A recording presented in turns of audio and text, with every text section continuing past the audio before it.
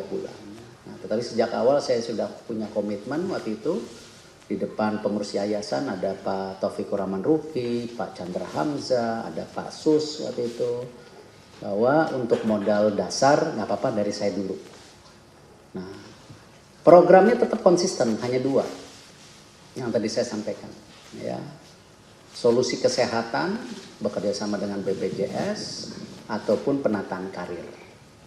Nah, tetapi khususnya buat Kurnia Mega memang saya waktu itu sudah ada janji secara pribadi. Ya, jadi memang lebih besar dibandingkan komitmen yang ada di yayasan. Jadi seperti hari ini pun mengenai franchise, ya saya komit membantu membeli lisensi franchise, tetapi juga modal kerja.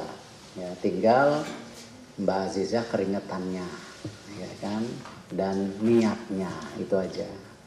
Dan tentu Mbak Jenny tadi ya punya komitmen mendampingi, karena tidak banyak juga ya ketika membuka franchise itu kita punya kapabilitas menjaga daripada usahanya, standarisasinya. Nah, ini nanti didampingi, cara motong ayamnya, cara berjualannya, dan lain-lainnya.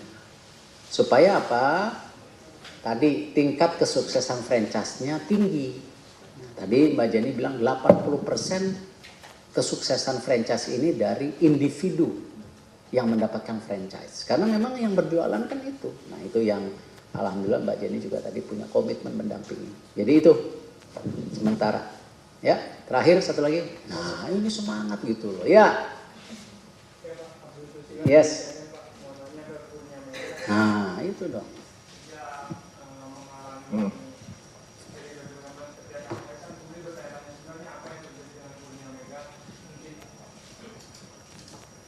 Mungkin bisa diceritakan kepada Kurnia Mega apa sih yang dialami sehingga harus gantung sarung tangan lebih awal dan masih punya dengan usia yang masih memungkinkan, mungkin apakah kamu punya ambisi untuk berkembali ke sepak bola, entah itu melatih atau bagaimana, dan mungkin kondisi terkininya bagaimana. Terima kasih.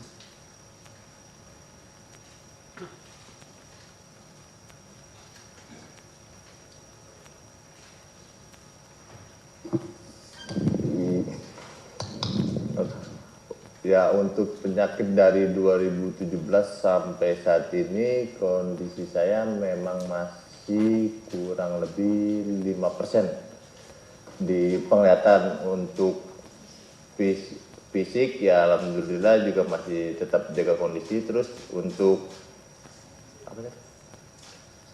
selanjutnya mungkin untuk tindakan dari pelatih atau pemain, kalau Allah berikan mukjizat mungkin saya akan tetap bermain lagi. Terima kasih. Yes, Pak. Selamat siang Pak Erik, dengan Jose dari Metro TV. Pak, mohon izin Pak, kedepannya apakah PSSI akan membentuk formulasi kerja untuk membantu para atlet-atlet yang pensiun, terutama dalam kaitan dengan dunia sepak bola, berkaca daripada kasus Pak Kurnia Mega, dan juga kedepannya apakah program kerja ini detailnya seperti apa Pak, baik dalam asesmen karir maupun bantuan, mengingat bahwa jika ntar Pak Erik sudah selesai menjabat sebagai ketua umum PSSI, bagaimana budaya ini dan juga program ini akan terus dilanjutkan. Terima kasih Pak. Tentu yayasan yang dibentuk bukan yayasan Erick Thohir. Yayasan Erick Thohir ada sendiri. Ini yayasan yang dimiliki PSSI. Dan tadi saya sampaikan pendanaannya mungkin awal di saya, tetapi nanti kan 5% dari saham itu ada kontribusinya.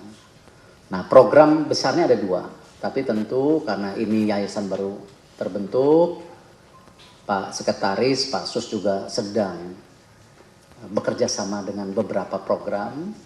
Dan seperti komitmen terakhir kan waktu itu insya Allah di akhir bulan Juli, rencana kita paparan waktu itu.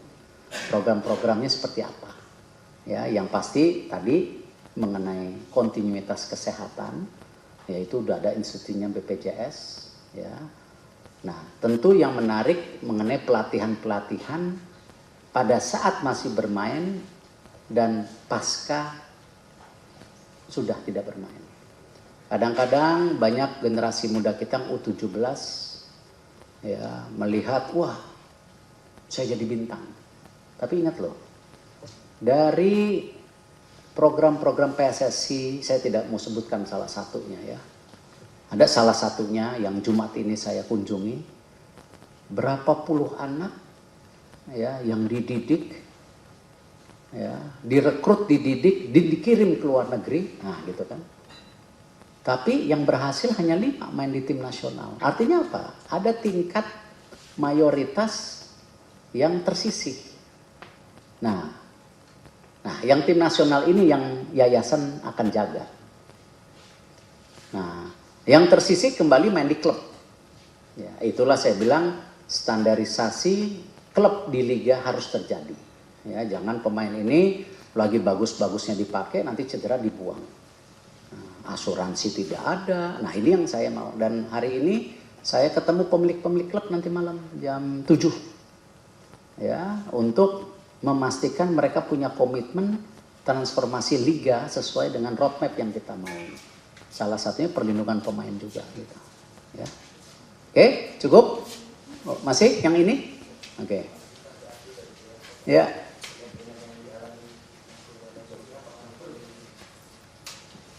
Jadi saya dulu ya boleh sebut terkait dengan apa yang dialami Mas Kurnia Mega ini, apakah perlu ada tindakan kayak operasi atau seperti apa Pak? Mungkin bisa dijelaskan. Ada tim dokternya yang ahli. Saya takut salah ya, boleh. Kalau bisa kan. Tim, silakan Pak Dokter.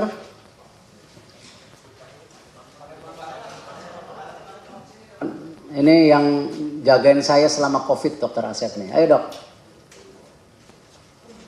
Sini dok.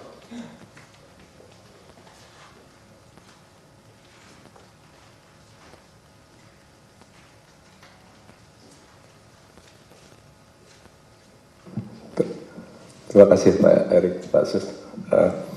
Mengenai pertanyaan Pak tentang Kurnia Mega tentang operasi, memang untuk tindakan seperti ini tidak untuk dioperasi, karena memang kalau kita operasi juga tidak banyak memberikan keuntungan untuk pemberian operasi, termasuk kita juga sedang mencoba apakah memungkinkan untuk bisa dilakukan transplantasi, tetapi itu juga masih ada beberapa yang dari kajian kita sepertinya juga agak sulit. Jadi yang penting sekarang kita coba mempertahankan yang 5% tadi, utamanya itu jangan sampai terjadi perburukan.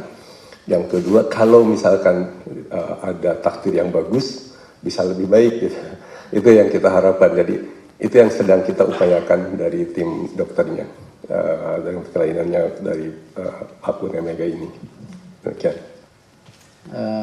Sudah terjadi kesepakatan waktu itu bahwa kita mendampingi Kurnia Mega untuk menjaga supaya tidak lebih jelek. Jadi penglihatannya dijaga seperti hari ini. Nah, dengan membantu tadi secara medis dan nanti alat bantu, ya. Makanya tadi saya tagih alat bantu lagi. Nah, yang kedua tentu saya berharap juga ada perbaikan pola makan. Nah, emang ini bagian dari disiplin gitu. Dan itu yang kita lakukan. Dan tentu gini, kita tuh manusia harus percaya dengan takdir Allah, rahasia Allah, ya. Pemain bola yang luar biasa bagus, tiba-tiba cedera, tidak bisa bermain lagi. Ya itu harus percaya. Makanya itu kenapa di yayasan ini selalu akan mempersiapkan pemain-pemain yang muda untuk berpikir ke depan. Dan tentu pemain yang mau pensiun sudah siap juga pasca pensiun. Nah, kita berharap yang pensiun paling tidak punya landasan kesehatan yang mumpuni dan juga dia juga sudah siap kembali ke masyarakat. Itu aja intinya. Karena tidak mungkin kita full protection mensukseskan semua. Tadi seperti Ibu Jenny bilang, kesuksesan dari sebuah franchise itu adalah 80% dari pemiliknya. Pemiliknya mau tidak benar-benar berusaha dengan standarisasi yang dimiliki. Gitu. Oke, cukup ya. Terima kasih. Wassalamualaikum warahmatullahi wabarakatuh.